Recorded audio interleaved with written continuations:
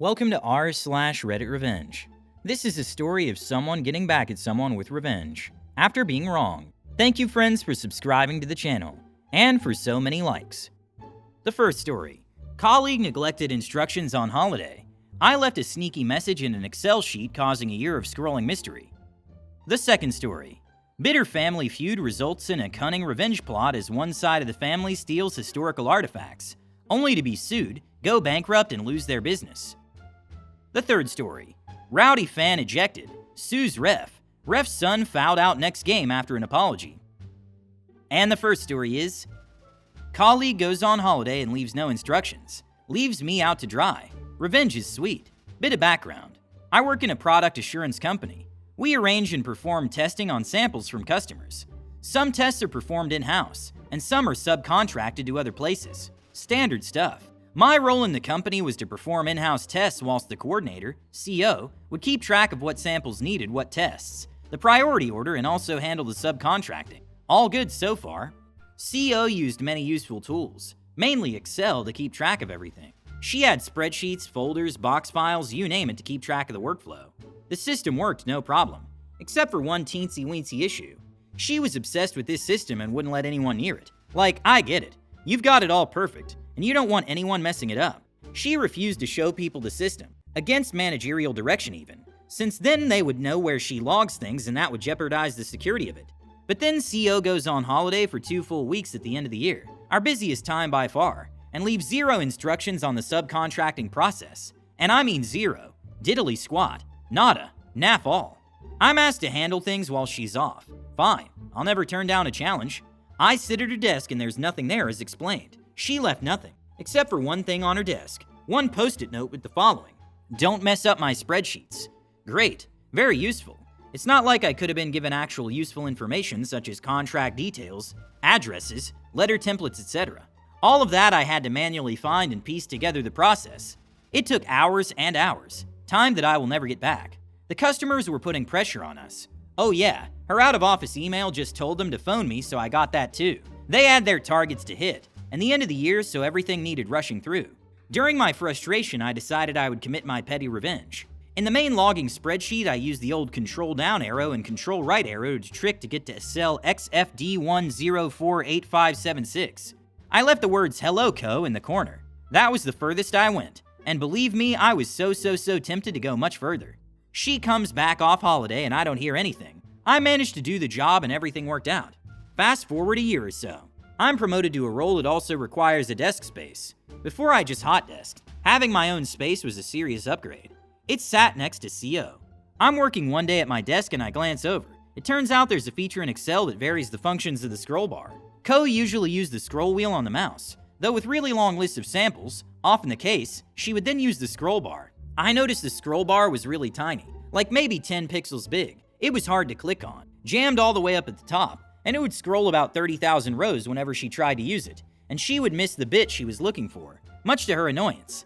It was because there was data in the bottom corner of the spreadsheet that Excel saw, and then expanded the normal scrolling range for. Co had never noticed it and had been fighting the tiny scroll bar ever since. I hadn't realized at the time that was going to be the effect, and it would have caused a year's worth of frustration. I went home happy that day, and now even though I've since moved to another site, my old colleagues have told me that it's still there, and the spreadsheet is still impossible to scroll with. Ah, sweet, sweet revenge. Instead of the initial hello in the cell, you could put a single dot of the same color as the background to make it invisible. Then you could protect this cell with a password consisting of random letters, and even if it was found, it would not be able to get rid of it. But the option you chose was also really cool. Your little revenge in the form of changing the scroll settings in Excel was a great ending to this story. After a year of struggling with the scrolling difficulties, Co was undoubtedly amazed by the unexpected reaction of the program. It's a sweet feeling of victory, isn't it? And of course, the fact that this revenge is still going on makes it even sweeter. You can be sure that every time Co tries to scroll through a page in Excel, it reminds it of your wit. The second story is: steal our artifacts, we steal your business. If you like legal revenge, you're gonna love this. I work for a large-scale tourism business consisting of a museum, various gift shops, online stores, and handcrafted artisanal goods. We pride ourselves in being 100% family-owned, although I'm personally not related to the owners of the business at all. But my family is very connected, and my whole family has worked here for a number of years. The museum was originally run as one unit by the whole family, but there was a feud and they split, leaving the museum to one half of the family and the merchandising company to the other half. I won't give any more details for privacy and legality reasons. I'll just call the merchandising company Company B for brevity. After the feud, the two businesses operated under one roof, with Company B paying rent to the museum to stay in the facility. But in 2018, they made plans to move out. They decided that they were going to build a brand new facility next to the museum, and as a result needed to bulldoze a couple historical houses that the museum owned. We let them tear the houses down as long as we could take the artifacts stored in the basements, because they were rightfully ours anyway. This is where it gets interesting. At this point, Company B wasn't being owned or operated by family at all. They had previously fired every single member of the family shortly after the feud, and the company is now being run by a man who married into the family and then divorced out of it. He's serious bad news. We caught him in the museum after hours in the women's restroom cheating on his wife with a cashier. He also does some shady business practices. Doesn't pay employees enough, doesn't follow safety regulations, the works. All around bad dude. We'll call him BD. Anyway, the historical houses had to be torn down. It was sad they were some of the oldest houses in the area, but we were able to take the molding out and recover some really nice fixtures before construction started. The houses went down and construction on the new building started. Honestly, it's not that bad looking of a building. My boss always joked about how it would make a nice restaurant if it ever went under. So BD is getting things ready to be moved out of the museum, which means the entire first floor needs to be moved out. It takes them about a week, and due to some heavy equipment being moved, we couldn't operate during that time for safety reasons. No big. Then we returned to work.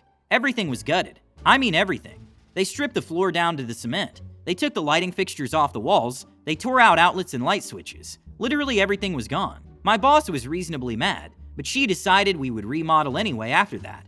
A couple months go by and we realized Company B is doing oddly well. We had a coworker investigate to figure out what was going on. They stole every artifact we kept in the basements of those houses.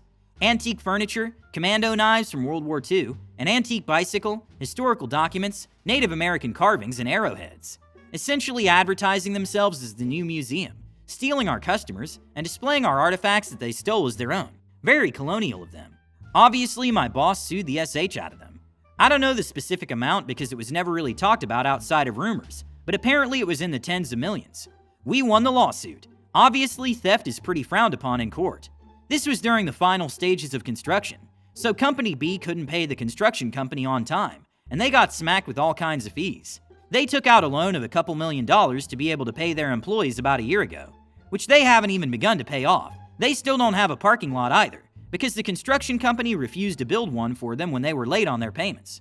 The last remaining family member affiliated with Company B sold his shares to outsiders, and because they aren't run by anyone in the family, we can copyright the family name and make them change their branding. Looks like in a couple of years we'll have a nice restaurant. Edit. Did you get the artifacts back? We got everything back that we reported missing and then some. Turns out the basements had more than we thought, but since it belonged to us, they had to hand that over too. They not only lost in court, but also lost money, clients, and reputation. I think it's a good revenge. Company B had the ambition to steal your artifacts and try to present them as their own. But as they say, thieves always get caught. How can you steal an entire collection of artifacts and try to act like it's your own museum? It's obvious that BD and Company B are not doing very good things, and instead of running an honest business, they decide to play their game with money and theft. But your boss and team did not let this go unanswered, and I support that. They took on justice and won their ownership of the artifacts, and won a major lawsuit, receiving compensation. And now that BD and Company B are on their knees, with debt and no reputation, you can change the playing field by opening a restaurant in their place. The third story is referee threatened with lawsuit. Get small little revenges along the way. This story is close to 15 years old, so I can't remember all the details. I do remember the important parts though. I was a sophomore in high school refereeing for a local PA. This day I had to do a 6th grade boys championship game with a friend. Most of the refs in our town played sports together. It so happened this other ref was on the high school basketball team with me, so we know the rules and we understand how the game is played. This game in particular was worse than normal. It felt we could have called a foul every other play. Being a championship game, parents were very vocal. Nothing crazy in the beginning, but by the end it got out of hand. One fan in particular. We'll call him Fanny for the rest of this. During a trip to the scorer's table to report a foul, Fanny stands up, points at me, and I don't remember his words, but I do know it got my attention. So I calmly go over to the coach of Fanny's team and ask him to control his parents. Coach was great. He immediately turns around and asks everyone to calm down. Most of the parents get the hint and don't say a word. Fanny, though, won't stop, he gets louder. takes a step down to get closer to me. I tell the coach final warning before I issue a technical foul on him. Coach says something to Fanny. Fanny sits down. Next play, I call another foul on Fanny's team. That's it, he's had it. He goes off on me. Coach is trying to calm him down. Now, I could have issued the technical foul, but the coach was trying and I thought that might make the situation worse. So part 1 of the petty revenge. I kick out Fanny of the gym.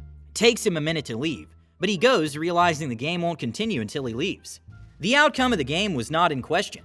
Fanny's team was going to lose. I know you may think I was calling it this way. I wasn't. To be honest, I was nervous because of the interaction with Fanny. I was doing the best I could. Game ends.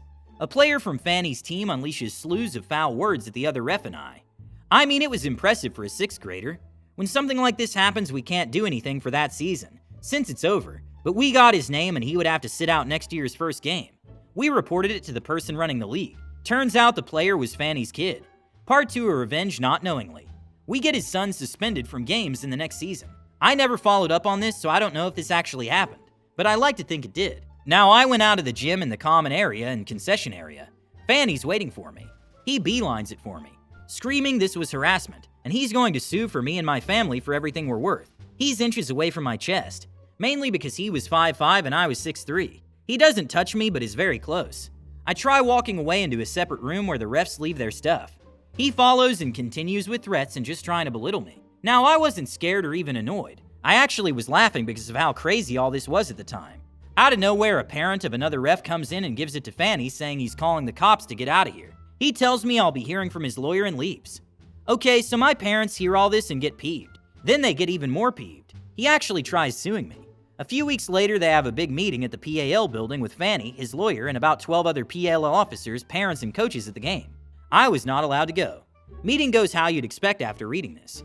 Everyone is defending me and my actions, to the point where they were discussing pressing charges on Fanny with my parents' approval. Part 3, Revenge. Fanny had to stand up and apologize for his actions, and was not allowed to step foot in the building for 1 year. We never even thought of pressing charges, just use it as a ploy to get him to realize his mistake. Last but not least, Part 4, Revenge. Senior year refereeing an 8th grade game. I get Fanny and his son's team. He's allowed back in the building since his ban is up. I foul out his son by the 3rd quarter. Not a beep from him or his son. I gave him a quick smile after the final foul. That's where the petty revenge comes in, I think. What I did was not fair, but it felt good and I don't regret it. For a long time, I refereed soccer and parents and coaches did not expect me, being 18 years old, to be able to stand up for myself. After the games, I was constantly thanked for telling parents and coaches to stay calm, or even encouraging them to leave the playing field. People just lose their minds when it comes to their children's sporting achievements. So I understand your reaction. It's a very good job. Thank you for your likes, comments, and subscriptions. I really appreciate it.